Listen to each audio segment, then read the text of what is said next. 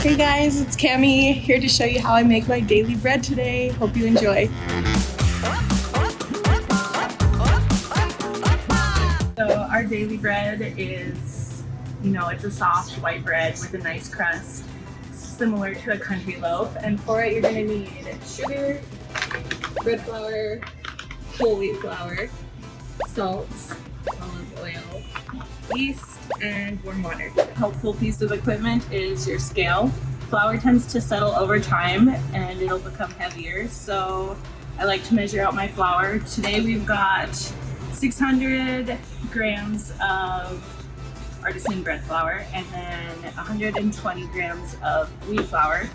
And just as a reference, 120 grams is equal to about 1 cup of flour. So I added a teaspoon and a half of salt to my flour.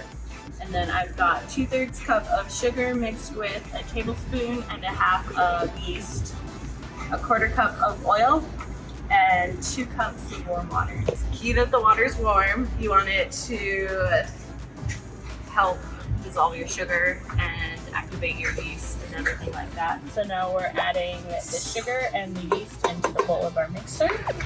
And then we're just gonna add our warm water and let that sit until it gets foamy. And we know our yeast is active. About how long do you think? Depends where you're at, but here it takes us about 5 to 10 minutes. It's been about 5 minutes, so we're gonna take a look at our yeast. You can see how it's all bubbled up and foamy. We can't see down to the bottom of the bowl anywhere, so we're gonna add our flour. Then we're gonna start mixing it. Since we have it in the KitchenAid right now, I'm not gonna blend it too long. I don't want to overwork my dough, so just till it's fairly blended.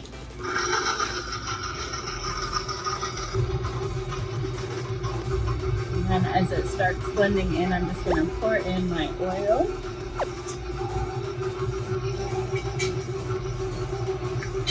If you wanted to, could you do this by hand?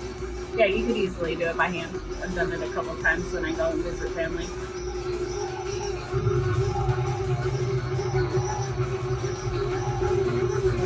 Starting to blend, I'm just going to scrape the sides real quick since some of the flour is sticking.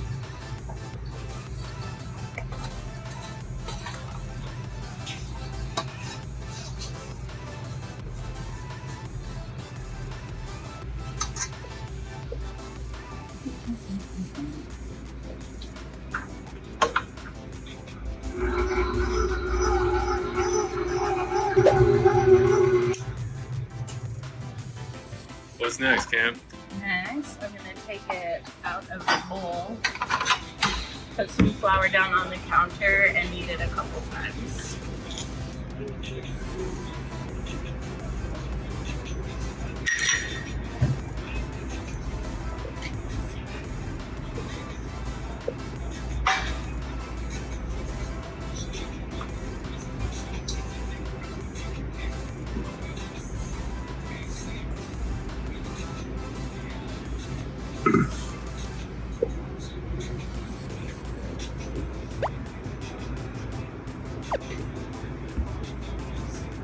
Not gonna knead it too much, just gonna get it so it forms a nice little ball for us. And I'm going to put it in my already greased bowl, cover it, and let it rise for about an hour or until it's doubled. So you sprayed this with Some cookie spray? Okay. How long? about an hour. 1 hour? Okay. Plastic wrap, covering the bowl nice and tightly. I really got the plastic wrap.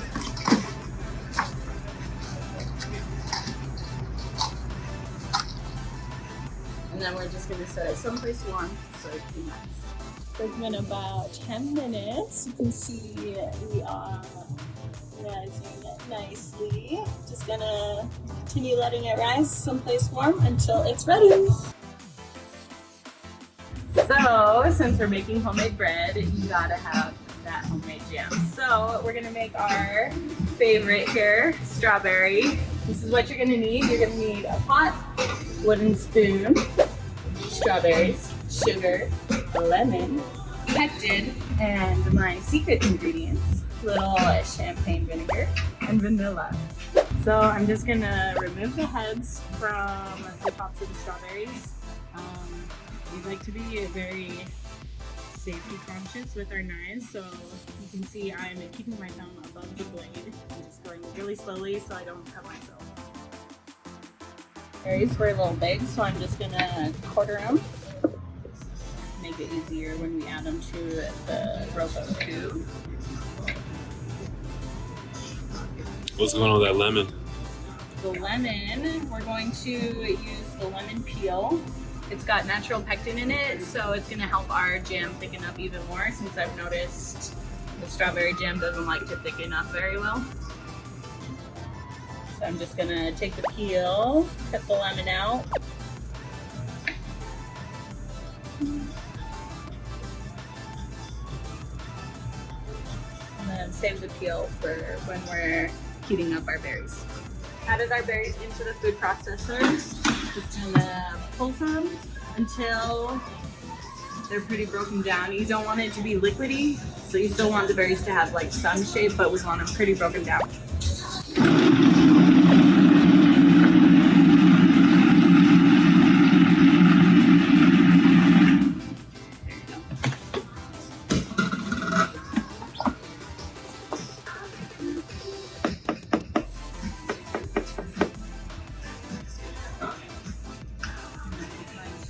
Pour them into this container, and then we'll measure out the amount of berries we need. So we started with about 2 pounds of berries, and once they're all broken down, we measured out into 2.5 cups. We're making a half batch of jam today. We're just gonna plop it in. If you have any extra berries, you can always just toss it in a smoothie, but the 2 pounds was just about perfect. Pop the berries in there, and then we're gonna take our pectin and drop it in.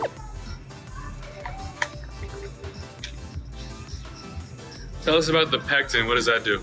Pectin is going to help thicken our jam up as well. Just kind of like in the lemon rinds. The lemon's just gonna give us a little bit extra so we can get a really nice thick jam. So we're just stirring in the pectin and letting it dissolve. Now we're gonna toss in our lemon rinds and stir those just a little bit in. I feel like adding a lemon would give it a nice brightness too. Yes, so usually you will add lemon juice. Since we're adding the lemon rind and it's still got some of the lemon on it, we don't really need the juice. And also the vinegar. All right. No, we're just gonna turn this on. I'm gonna take it to about 214, because that's my favorite number, but. Okay. And then we're just going to let this heat up, stirring continuously. And then once it starts to boil, it's time to add our sugar. For you guys at home that don't have the fun little induction burner, you can just heat it up on your stove on a medium heat. So we like to heat up our berries before we add the sugar, just so our sugar is going to dissolve fully. And as you can see, we got a little boil going here, so we're gonna start adding our sugar. Also, it seems like a lot of sugar, but everything in moderation, right?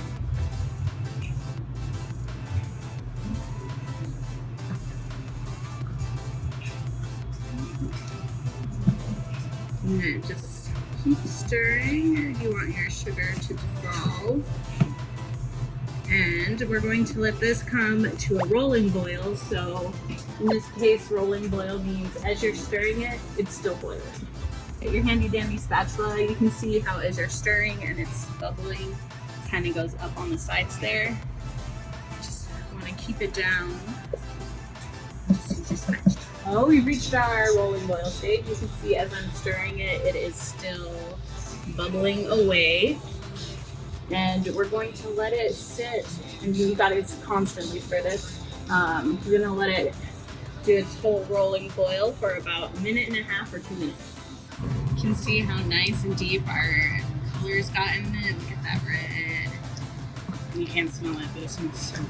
For the secret ingredients, go by feel. So just a little splash. Stir that in. And another little splash. Stir that in again. And we're ready to can.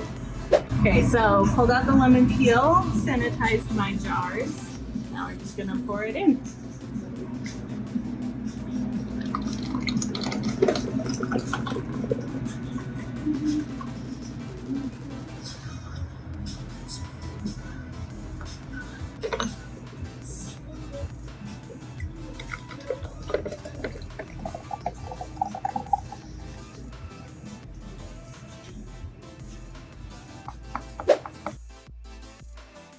So, favorite part, our bread dough is all risen up. I'm just gonna punch it down real quick. Also, you may feel like your dough is a little too sticky, but you want it to be a little wetter than you think. Slightly floured surface, look at this more.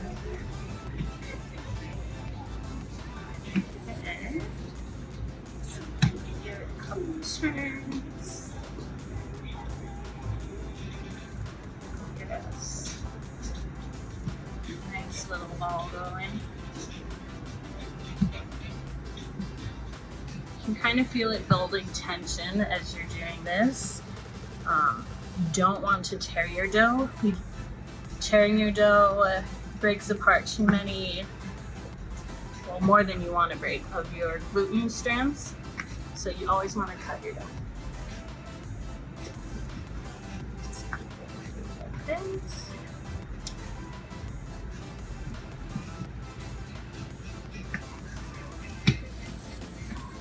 It's a little sticky, but you can see it's coming right off the counter. We just got our nice little ball formed. We're gonna let that stand there while I get the rolling pin. Got my rolling pin. We're just gonna roll this out. Don't want to pop too many of our little bubbles in there, but we want to roll it out so we can form it to fit into our loaf pan.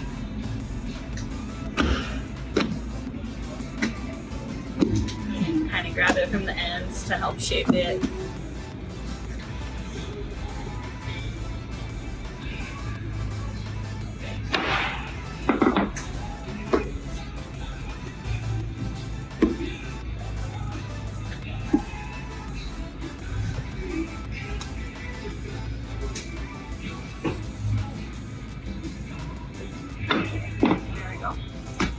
Then we're just gonna roll it.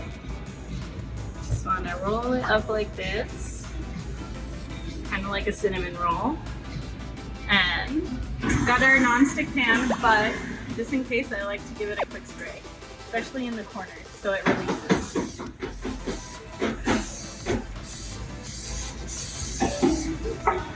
You're just gonna grab your corners, kind of tuck them under so you get a nice clean edge on the end there. And then you're going to do it on the other side. See, it's about the length of the pan, so now carefully place it in like that. Something you can do if you want, you can score your loaf. I like to score it before the second rise, just because after the second rise, I don't want to risk deflating it. So you just, this is a scorer, you can use a knife, but you just want to quickly run it across your bread. And then we'll cover it and let it do its second rise.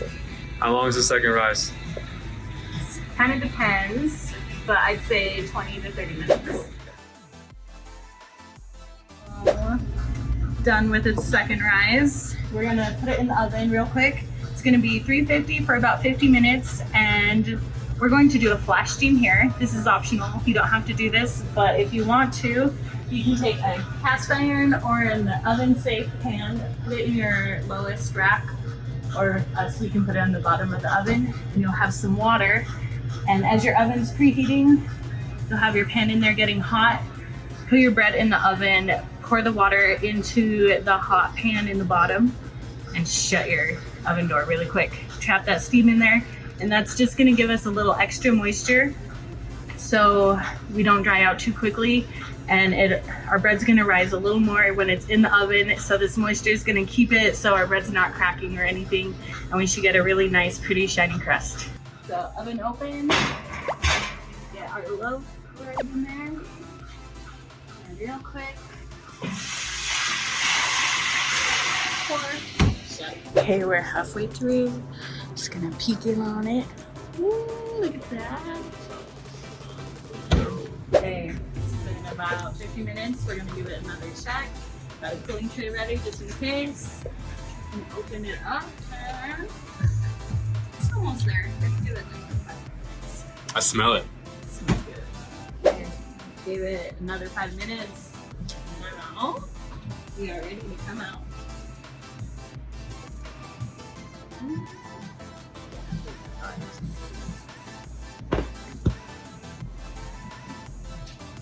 So you've got a thermometer and you're not sure if your bread is done or not. Just stick it in, and fully baked bread will be between 190 to 200 degrees. Okay, that's about perfect. And we're just gonna take it out and let it cool. It smells great. So, let's go right in. Let's go right in. Tomorrow will come. Girl, I can't wait. Oh, dude, look at that. Nice and puffy.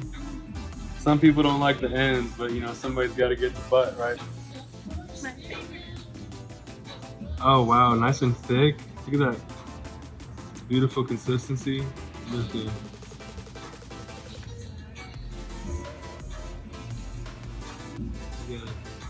you never have too much, right?